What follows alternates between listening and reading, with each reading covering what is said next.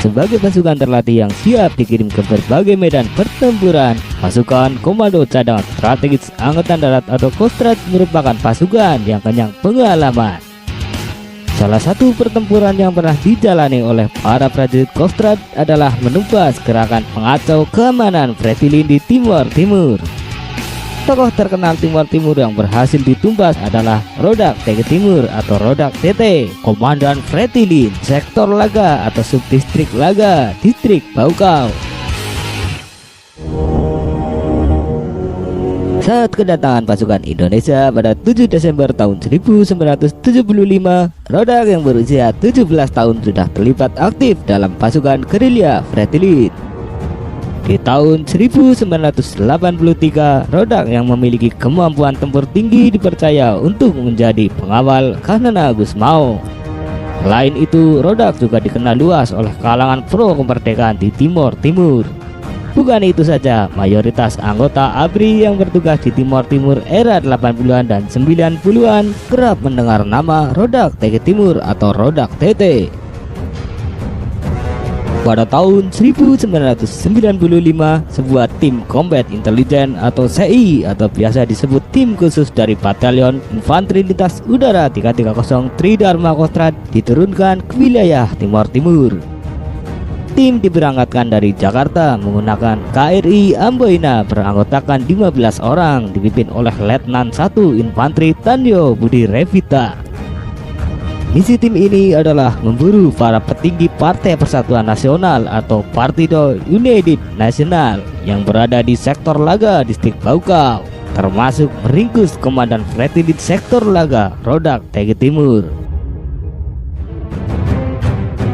Hampir 3 bulan melakukan operasi, tim belum juga menemukan sasaran yang dicari. Beberapa kontak senjata dengan GPK terjadi, namun belum membuahkan hasil yang maksimal. Hari Jumat menjelang siang, tanggal 7 Juli tahun 1995, tim khusus melakukan operasi di sektor Laga. Usai beristirahat di pinggir sungai dekat laut, tiba-tiba seorang anggota tim menemukan jejak orang mengambil air. Tanpa banyak waktu, Lettu Tandio segera memerintahkan prajuritnya untuk membagi tim menjadi 2 tim kecil. Tim Sandra beranggotakan 10 personel dipimpin oleh Lettu Tandio bergerak ke depan, sementara tim Cobra yang beranggotakan 5 personel tetap di basis operasi. Benar saja, setelah beberapa saat bergerak, tim Sanca menemukan pos musuh dan tiba-tiba tembakan meluncur ke arah mereka dari arah musuh. Tim segera berpencar dengan jarak pandang aman dan segera melakukan serangan balik.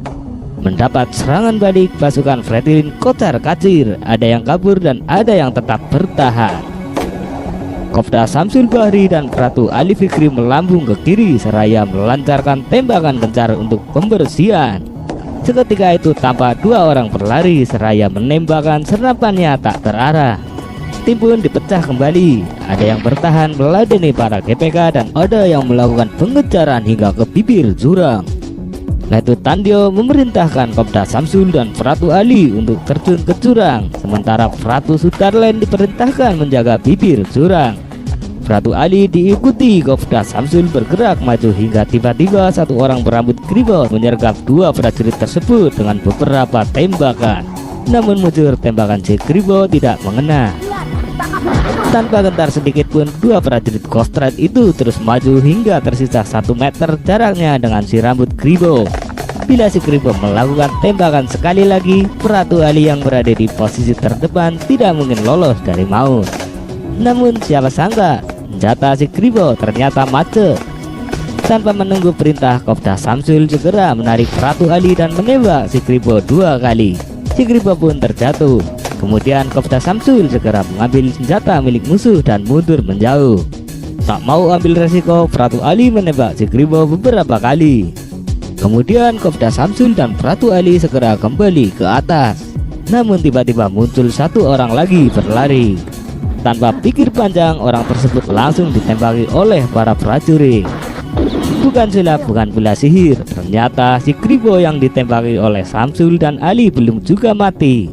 Tubuhnya nampak bergerak-gerak. Akhirnya seorang prajurit melempar granat terhadap si kribo hingga tubuhnya terpental dan tersungkur di bawah pohon asam.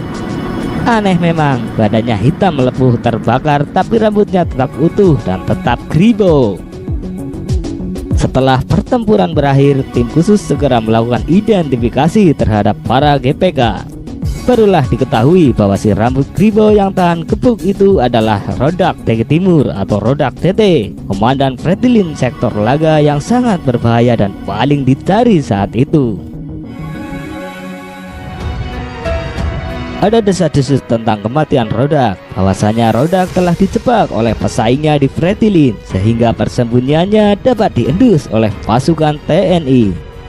Namun yang pasti sebuah kebanggaan untuk Batalion Infanteri Lintas Udara 330 Tridharma Kostrad karena telah berhasil melaksanakan misi dengan gemilang. Tercatat saat ini Tandyo Budi Revita telah berpangkat Brigadir Jenderal TNI dan menjabat sebagai Direktur Bela Negara Direktorat Jenderal Potensi Pertahanan Kementerian Pertahanan Republik Indonesia.